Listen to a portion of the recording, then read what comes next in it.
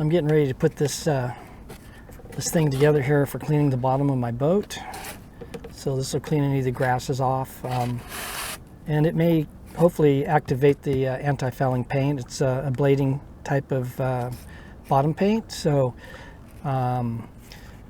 if you scrub it a little bit, like with a Scotch-Brite pad type of cleaner, it'll activate the bottom paint, and that'll help keep the sea growth off the bottom.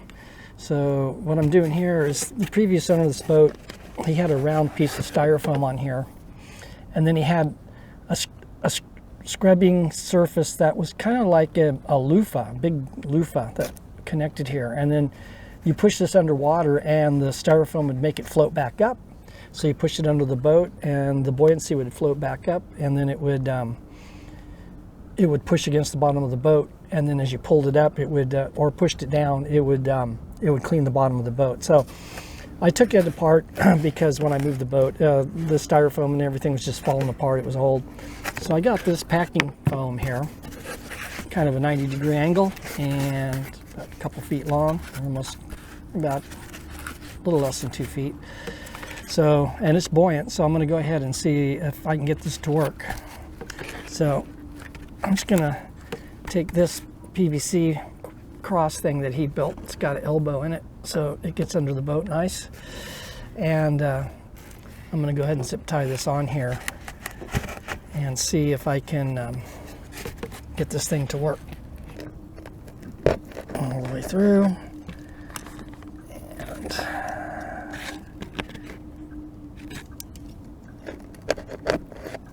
one here. Okay, and I'm going to run a zip tie through there. All right.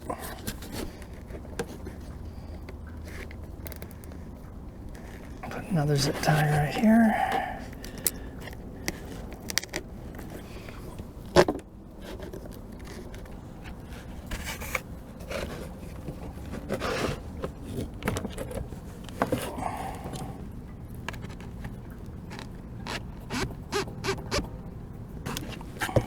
I like working in the companionway here. I can step up on the ladder, and this kind of makes the deck here kind of makes a nice table to work on. And I just kind of got in the habit of doing this. A lot of things, this is the way I do a lot of work on my boat, right here. This was a really long piece of PVC tubing that the previous owner had on here, and I went ahead and cut it in half because I didn't want to store this on. I'm in a new marina now, and it's a really nice place, and I don't like to store stuff on the deck, and I don't think the marina appreciates it, and the neighbors don't either. So if you start piling stuff on your deck, so I needed to cut it down so I could store it under the cockpit here. And but instead of using the PVC handle, I'm going to use the handle off this brush here. This is another brush I have for cleaning the bottom. And the end comes off. Pull this brush off and set it aside. Don't need it. And I'm going to extend this out. This is telescoping, and it's really long, so I'm going to extend the end out and see if I can figure out how to attach it. So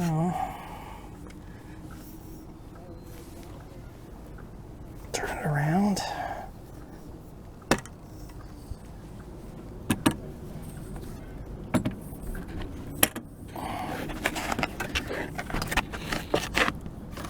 And let's see what I can do here. Go sideways with it.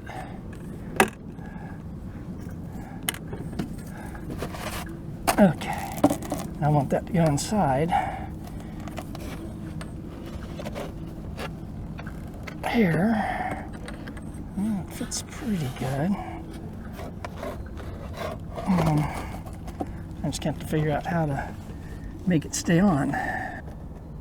Maybe I can just drill a hole and then put a bolt through it and through bolt it. So I got a stainless steel kind of a screw.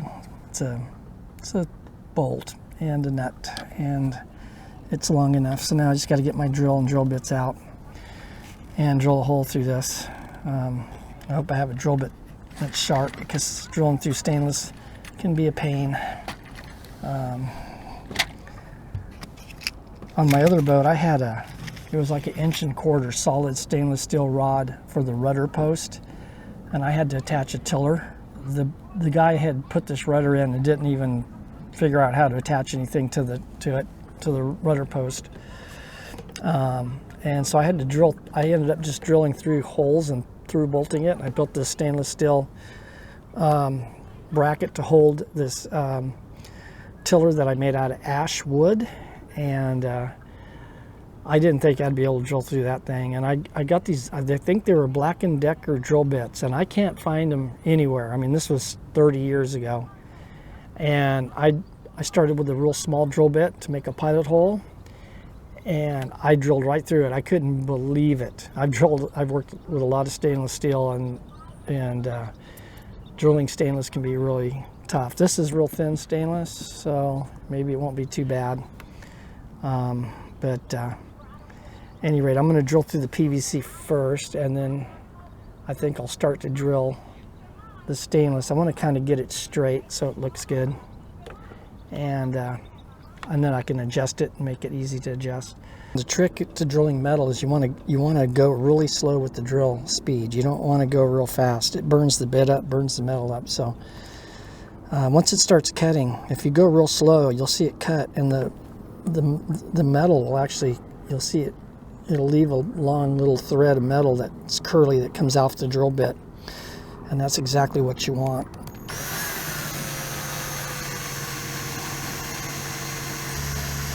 So I'm going real low RPM and putting a lot of pressure on it.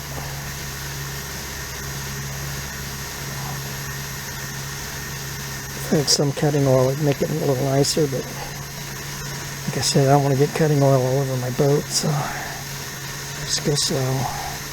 It's cutting. Okay, there it's going now. It's creating a nice little ribbon until this thing moved on me, but it's going. Okay, it's through. I got it through on one side, so that makes it easy. Now I just do the same thing on the other side. Okay, it's bolted on, and moment of truth. We'll try it out and see if it works. I hope it works. I don't know, it's kind of a weird shape, so it's not round like the other one was. I don't know if it's going to work very well. I may have to put some kind of Scotch-Brite pad or something on it to make it a little more abrasive. You don't want too much abrasion because you don't want to rub your bottom paint off for two reasons. One, you want your bottom paint to last as long as possible, but just slightly scrubbing it will activate it. It's a blading bottom paint, so it needs to be kind of scratched a little bit so it'll work. It activates it to keep the sea growth off of it, and so this is just foam, and right now I'm just trying to get the grasses off the bottom of the boat, so we'll see what happens. Let's try it out. I went to film this when I first made this and took it out and put it in the water. Unfortunately, my camera got shut off, so I didn't get any footage. Then I just redid it. I cut this down. This foam was too buoyant, so I had to cut some of the foam off. And my audio shut off, so now I got to redo it again. So, at any rate, so I went ahead and cut this down and made it smaller. So it's less buoyant because it was too buoyant. I couldn't push it under the water. And I did try it out just now. Unfortunately, my audio failed, so I'm doing this again. And so let's go on out, and I'll show you how it works. It works really good. So, okay, so this is less buoyant now, so it's easier to push under. And so all I do is turn it like this, and this goes up against the hull. And then you just push it down, and the buoyancy keeps it up against the hull. And I can go all the way down to the bottom of the keel. which is right there, and then just come back up, and it works just like that. And you can see the bottom grass is coming off. And so the reason for this is this cleans the bottom off, but the main reason is I'm going to put a Scotch-Brite pad on the foam there, and so it's abrasive. And so what it does is it'll activate the bottom paint, because it's a blading bottom paint. So you need to like scrub it lightly every so often, and that activates it, and that keeps the seed growth off of it, off the hull. And but now I just have a seagrass growing on it. I don't feel any barnacles when I go down, so I don't think there's any barnacles on there, which is really good. And seagrass ain't no big deal. Barnacles are a big deal. So yeah, this works great. So that's all you have to do. Just push it down, and the buoyancy keeps it up against the hull all the way down, and then back up. And again, the buoyancy is holding it up against the hull. I'm not even really pushing it up against the hull, and it's buoyant enough that it floats up right there. It's just floating on its own. And you can see it's higher than the water line, so I can clean all the way up to the water line, no problem. So that's all there is to it. So you just go around and do the same thing. And you don't want too much abrasion on the cleaning pad, because you don't want to wear your bottom paint off. It also it'll wear the paint off, and you'll see, like my bottom paint is red, and then you'll see red stuff in the water. It'll turn the water red, and that's not good. That's not good, because you're wearing your bottom paint out. It's not good for the water. You're just wasting your bottom paint, and it's not healthy for the water. So so you don't want anything too abrasive. And right now it's just foam, so it's not really abrasive at all.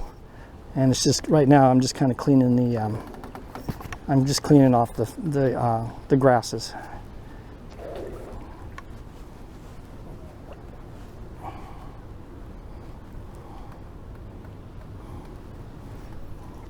They clean it pretty good. When I get the Scotch-Brite pad on there, it'll clean better. There's a little bit of grass right at the water line still, but not bad. But no barnacles, so that's good. And so at any rate, I moved in here December 22nd, 2022. And so it's been about 4 months now, 4 or 5 months. You know, I like this a lot, but I got offered a new slip. It's bigger. This is a 44-foot slip.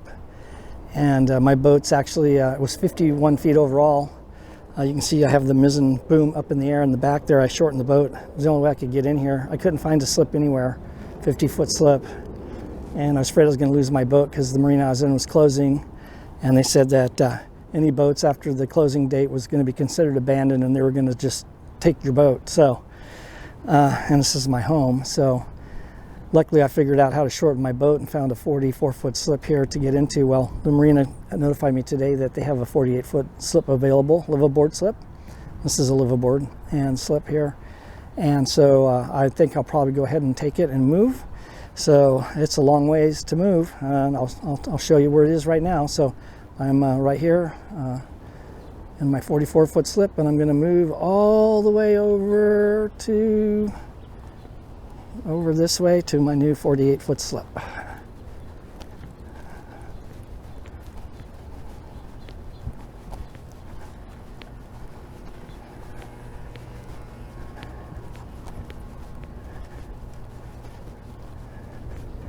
So here's going to be my new slip, and it's 48 feet long. And wow, what a view, huh? So out the back of my boat, I'm going to go forward in here. So yeah, when I open up my companionway, the doorway to get into my boat, that's going to be my view. Look at those beautiful trees, all that big water there. A lot of room to turn my boat and get in and out of the slip. It's going to make it really easy to get in and out of the slip. And it's just, look at that, it's beautiful. So yeah, I think I'll take it. It's only going to cost me $33 more a month to move over here. And then I want to put solar panels on my boat. I'm going to build a bimini, and I'll still be shorter than this 48-foot slip when I'm done, or at least 48 feet, so I won't have to pay any more. If you overhang a little bit, they charge you for the length of your boat over the length of the slip, depending on which is longer. So, at any rate, we'll see what happens. Probably in another week, I'll be here. I don't have a lot of room to turn when I move the boat in and out of the slip here, because of the dock on the other side where the boats are on the other side. When I turned in here originally, the first night I pulled in, I got way over there by that other dock, as close as I could get to those boats over there before I made the turn. And my boat doesn't turn very easily because it's got a real long keel and it's a very heavy boat. And so I actually, when I made the turn to move into this turn into the slip here, I actually aimed like I was going to go into this slip here. And I still overshot my slip. I didn't turn sharp enough. I had it all the way cranked over, but it was just not enough room. And actually almost, I overshot my slip a little bit and got really close to that fishing trawler that's next to me.